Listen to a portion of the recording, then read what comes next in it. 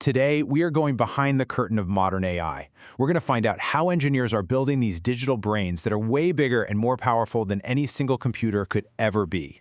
So this is the central problem, right? The fundamental challenge facing AI today.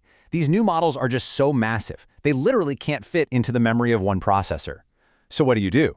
Well, the solution is to think less about a single computer and more about assembling a kind of digital army. And to really get this whole battle plan, you first have to know your soldiers. So let's meet the key players, the technologies that make this whole thing even possible. Okay, so your core soldier is the GPU, the graphics processing unit. Now, these were originally made for video games, but it turns out they're absolute geniuses at doing math in parallel. Just think of them as these highly trained specialists, brilliant at tackling thousands of math problems at the exact same time. But, one soldier isn't going to cut it. That's where multi-GPU scaling comes in. This is how you actually assemble your army. It's the engineering practice of linking hundreds or even thousands of these specialist GPUs together to create one single computational superforce.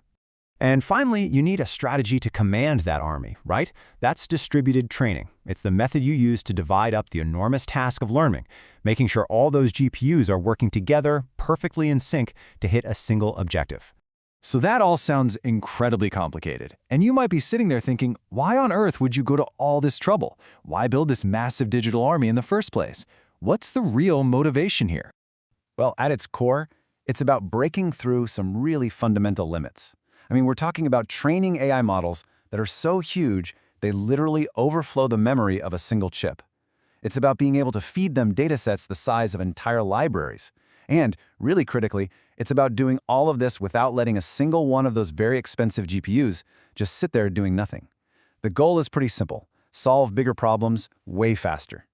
And maybe the most dramatic payoff you see is speed. A training project that would take months, literally months of non-stop work on just one GPU, can be crunched down into a matter of days or maybe a couple of weeks. This is an absolute game changer for how fast you can research and develop new ideas.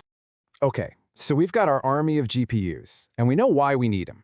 But how do you actually get thousands of these things to work together on the exact same problem, without just tripping all over each other? It really boils down to three main strategies, or you could call them battle formations. You can split up the data, giving every soldier the same blueprint but a different piece of the puzzle to look at. You can split up the math itself, where the whole squad works together on one super complex step. Or you can create a kind of digital assembly line. Each of these methods is a unique tool for a different kind of problem. So, let's kick things off with the most common strategy. It's really built on a simple, timeless idea.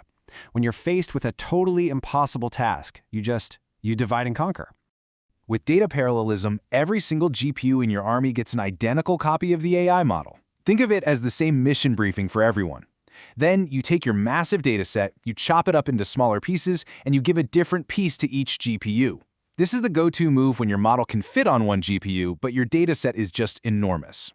They all learn from their own unique chunk of data at the same time, and then they all report back to update the main model together.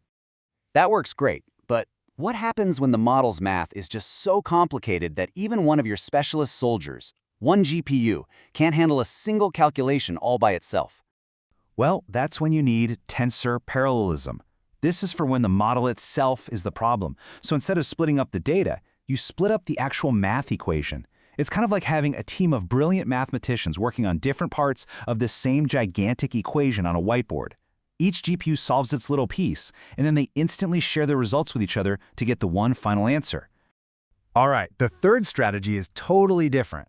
It kind of throws out that everyone works at once idea. Instead, it turns the whole training process into a super efficient digital factory line. This is called pipeline parallelism, and it's brilliant for models that have a really clear step-by-step structure. You break the AI model down into a sequence of layers, just like an assembly line.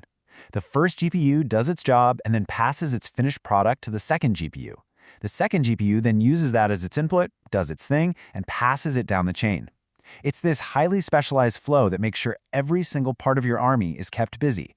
So we've gone through all this pretty complex engineering. But where does this abstract theory actually make a difference in the real world? Well, as it turns out, the results are things you see and use every day. This technology is the invisible engine that's powering the entire AI revolution. It's what lets large language models write code for you, or answer your questions, or translate languages instantly. It's fueling huge scientific breakthroughs, letting researchers discover new medicines by mapping these complex proteins in a fraction of the time it used to take. It's even forcing the invention of the next generation of computer chips, and it's democratizing all this power by letting anyone rent a supercomputer from the cloud, even just for a few minutes. But as you can probably imagine, this kind of incredible computational power, it doesn't come for free. It comes with some equally massive challenges that, we have to be pretty realistic about.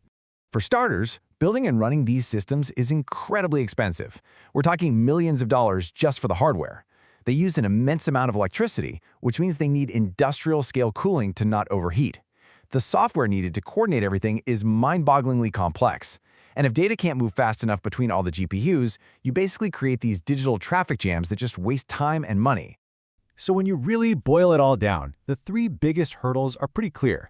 You've got the crazy upfront cost to buy thousands of these parts, the massive ongoing power bill to run and cool them, and then the sheer software complexity just to make sure they all work together without falling apart. So I think the crucial point here is this. We've figured out how to unlock a whole new scale of computation. We've essentially created something like a collective digital mind. The engineering behind it is remarkable, for sure, but it leaves us with a much bigger, much more profound question. How should we actually use this power? What problem should we point these digital armies at next? Now that is something we're thinking about.